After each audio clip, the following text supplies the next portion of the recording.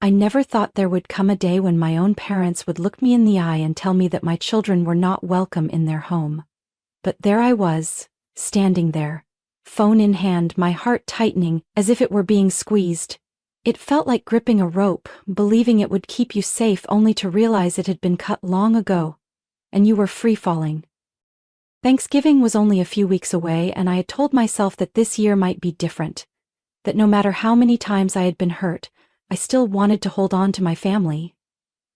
But then that call came, and with every word my mother spoke, I realized just how wrong I had been. "Meg, we're doing Thanksgiving a little differently this year." My mom's voice was light, as if she were mentioning something unimportant. I gripped my phone tighter, trying to ignore the uneasy feeling creeping in. "Oh? What do you mean?" I asked, already picturing the familiar dinner at my parents' house, the table filled with the smell of roasted turkey, cinnamon in the air, and the warmth of family chatter. She hesitated for a moment before continuing. "We're keeping it smaller this year, more intimate. Just adults." I froze. "You mean no kids?" Silence, just a few seconds, but enough for me to understand. That's right, just this year, Meg. We just want a quiet dinner." Ah. Something inside my chest cracked. "But why just my kids? What about Josh's?" Josh, my brother, the golden child in my parents' eyes. I already knew the answer before she said it. "Josh and Natalie are coming with their kids," she admitted, "but you know how well-behaved they are. They're not too energetic." I gripped my phone tighter, feeling like I had just been slapped. "So my kids aren't well-behaved enough to be there?" I asked, my voice controlled but sharp. My mom sighed. "That's not what I meant, Meg. It's just Sammy and Lily are adorable, but they have so much energy. This year I just want a peaceful evening without too much noise or running around." I let out a bitter laugh. "So the problem isn't the kids, it's just my kids. You don't want them there."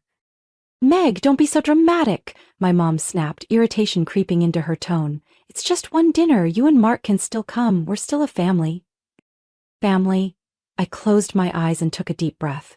For years I had tried to prove that I was just as important as Josh in our parents' eyes, that my children deserved the same love and attention as his. But the truth was, we were never truly equal.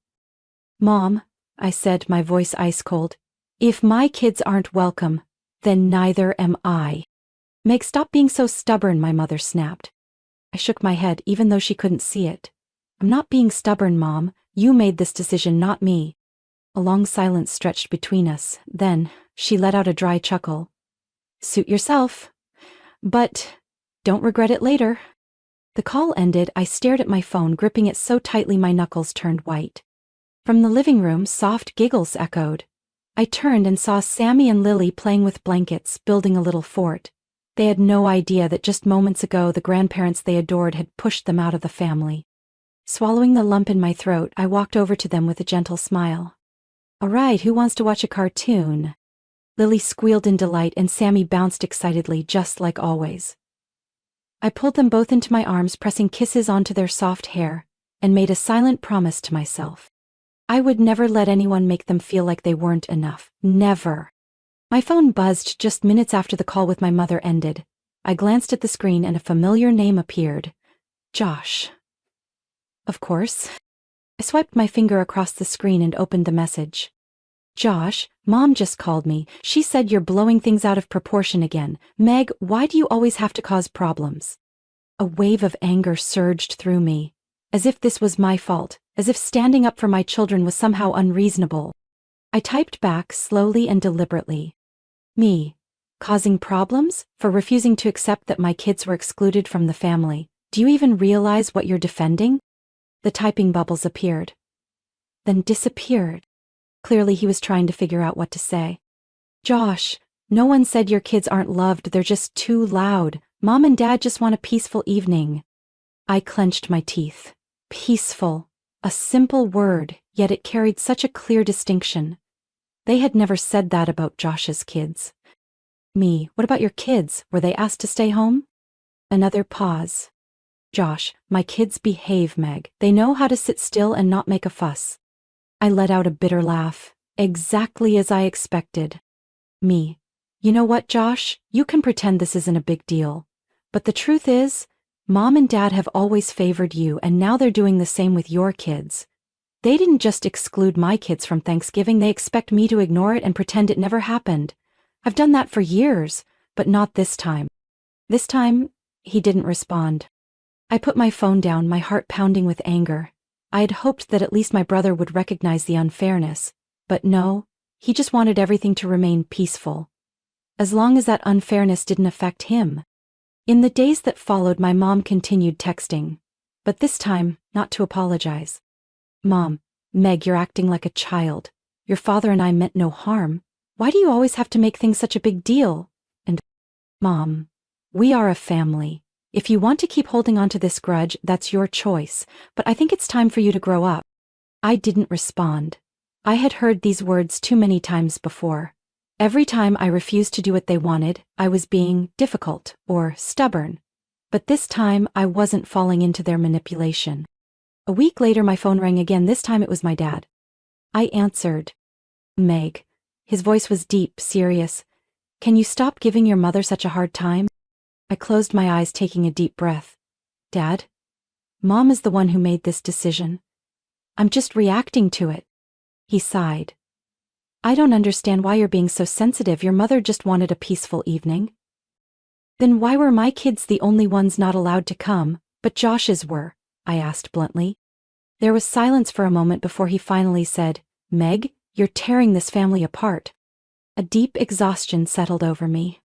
No, Dad, I said quietly. This family fell apart a long time ago. I'm just finally realizing it. For the first time in years, I began to see everything clearly. I remembered how my parents always called me when they needed help, but never Josh. I was the one who scheduled their doctor's appointments, fixed things around their house, and even paid some of their bills when they claimed they were short on money. I was the one who spent every holiday in the kitchen preparing meals while Josh and his wife simply sat down to enjoy them. I was the one who ran out to get medicine when Mom was sick, but when I gave birth, she stopped by once, brought a box of supermarket cookies and left after 15 minutes. And Josh? Josh never had to do anything. And that was never a problem for them. I had been used and taken for granted for so long that I hadn't even noticed, but now, I saw it all. I decided to stop being the dutiful daughter they expected me to be. They called me to ask for help with groceries. I didn't pick up. They texted me to come check a leaking pipe at their house. I simply replied, call a plumber. They needed me to organize my dad's birthday party. I sent a short message, Happy birthday, Dad. No more rushing over whenever they needed something, no more pushing aside my own feelings to accommodate theirs, no more being the Meg who did everything and received no respect in return. In the weeks that followed, the calls and messages from them started to slow down. Maybe they thought I would come back, like I always had. But not this time. I was no longer the daughter they could call whenever they needed help, yet never important enough to be treated fairly. I had cut off that dependency, and I knew one thing for sure. They wouldn't accept it easily. My phone rang on Saturday morning while I was making coffee in the kitchen. I glanced at the screen. Mom. I sighed, set my cup down and hesitated for a moment before answering. Meg, what happened to the credit card? My mother's voice was sharp, irritated, skipping any kind of greeting. I frowned. What credit card? The one your father and I use for groceries, gas, the phone bill. It got declined at the store this morning. A cold chill ran down my spine. I didn't have any credit card under their names. But suddenly the pieces started falling into place. Those odd charges on my statements that I had always assumed were mistakes. Those expenses I never remembered making. I swallowed down the anger rising inside me. You mean my credit card? She paused for a moment, then spoke in a tone as if I were overreacting. Oh, Meg, don't act like this is some shocking discovery. I thought you knew. When your father had his knee surgery 5 years ago, you added us as authorized users to help us through that rough patch. You never said anything about stopping it, so I assumed you left it there. I froze. 5 years ago. I really had done that when my dad was unable to work and their finances were tight, but it was supposed to be temporary. I had never imagined they would keep using it for 5 years without ever mentioning it. I took a deep breath, forcing myself to stay calm. So all this time, you knew it was my card, but you never once thought to ask me if I still wanted to help? She scoffed. Oh, come on, Meg. You make good money. Helping out your parents isn't that big of a deal. I let out a cold, humorless laugh. Not a big deal? Do you even know how much of my money you've spent? Mom went silent. I quickly walked over to my computer, opened my banking app and scrolled through the transaction history. The numbers on the screen made me want to throw my phone. Every month, at least a few $100s had been withdrawn from my account. Over the past 5 years, the total had added up to tens of thousands of dollars. I gripped my phone tighter. Mom, you've spent nearly $40,000 of my money over the last 5 years, without me even knowing. She let out a dismissive chuckle. Meg, why are you making such a big deal out of this? It's just a few regular expenses. Regular? I nearly shouted. Do you have any idea how hard I work for that money? And you didn't even bother to tell me? My mom sighed, her tone turning colder. Meg, stop overreacting. We raised you, took care of you since you were a child. You have a house, a good job, everything you need. What's so wrong with helping your parents a little? I tightened my grip on the phone. I had heard these words for years, that I owed them, that everything I had was because of them. But this time, it didn't work on me anymore. I'm canceling the card immediately, I said, not giving her a chance to argue. Her tone shifted instantly, turning sharp and cutting. Meg, you're being incredibly selfish. You're going to regret this. I didn't respond. I simply hung up, opened my phone and revoked all of their access to my account. 10 minutes later, my phone rang again. Josh. Of course, I saw this coming. I answered, Josh, what do you want? He sighed. Mom just called me. Did you really cut off their credit card? Yes, I said flatly. Meg, don't you think you're overreacting a bit? I let out a cold laugh. Are you seriously calling stealing nearly $40,000 from my account a small issue? Josh was silent for a second before finally saying, They didn't mean any harm. They just thought you were still willing to help them. I gripped my phone tightly. Do you even know what they spent that money on, Josh? I just checked the statements. There are charges for spa treatments, designer clothes, weekend getaways. Mom even bought a $700 coffee machine with my money. Josh went silent. Clearly, he had no idea. I continued, my voice sharp as a knife. This isn't helping family, Josh. This is exploitation. He cleared his throat. Meg, I get that you're upset, but they're still our parents. Cutting them off financially entirely seems a bit extreme. I scoffed. Extreme for who? For them or for you? Or are you just worried they'll start asking you for money instead of me? Silence. I knew I had hit a nerve. Finally he sighed. Meg, just send them a small amount each month. Something reasonable. That way no one has to deal with all this tension. A chilling numbness spread through me. They had stolen from me for 5 years, and now they were asking me to keep giving, just on a reasonable scale? I spoke slowly. No. I'm not giving them another cent. Josh inhaled sharply. Then don't expect Mom and Dad to forgive you. I smirked. I don't need their forgiveness. I ended the call. This time without a shred of hesitation. I had had enough. 3 days after the call with Josh, I received a letter. Liam found it in the mailbox when he went to grab the morning paper. He frowned when he saw the sender's name and handed it to me. It's from your parents, he said. My heart pounded as I tore open the envelope. A thick stack of papers slipped out, with bolded words glaring at me from the top of the first page. Notice of payment request for childhood expenses. I had to read it twice to believe what I was seeing. My parents were demanding repayment for every expense they had ever spent on raising me, with a final total printed clearly at the bottom of the page. $79,860. I let out a laugh, one that held absolutely no humor. Liam pulled the paper from my hands and skimmed through it. His face darkened. They included everything: food, clothing, school, medical expenses, even the birthday gifts they bought you as a child. I crossed my arms and leaned against the kitchen counter. Wonderful, they actually itemized every single thing. Liam tossed the stack of papers onto the table. What do they think they're going to do with this? Sue you? I shrugged. Isn't that their plan? They already threatened to take legal action if I stopped sending them money. This is probably their way of pressuring me into giving in. A slow burning anger rose in my chest. Did they actually think they could charge me for being their child? They hadn't raised me out of love. They had done it because they saw me as an investment. something they were now trying to cash in on. I stood up, grabbing my car keys. I'm gonna see them. Liam looked at me, concern written all over his face. Are you sure? I nodded. It's time to put an end to this. I knocked on my parents' door. A moment later, my mom opened it. When she saw me, she raised an eyebrow, looking completely unsurprised. I expected you to come sooner, she said, her tone almost taunting. I stepped into the living room without waiting for an invitation. My dad was sitting on the couch, a cup of coffee in his hand, looking smug. I tossed the letter onto the table. What the hell is this? My dad glanced at it like it was nothing more than a meaningless piece of paper. It's what's fair, Meg. We spent a lot of money raising you. It's time for you to pay it back. I let out a sharp laugh, shaking my head. Fair? You actually think you can bill me for my childhood? Do you even hear how insane that sounds? My mom crossed her arms, her voice sickly sweet but laced with mockery. We just want you to understand that you have a responsibility to this family. If you refuse to support us financially, then the least you can do is repay what we invested in you. My entire body trembled with anger. Have you ever sent Josh a bill like this? I asked, locking eyes with them. My mom's gaze flicked to my dad for the briefest second before turning back to me. Josh is a devoted son. He's never turned his back on us. I let out a cold, humorless laugh. Oh, so I'm just an ATM to you? My dad set his coffee down, his voice sharp as a blade.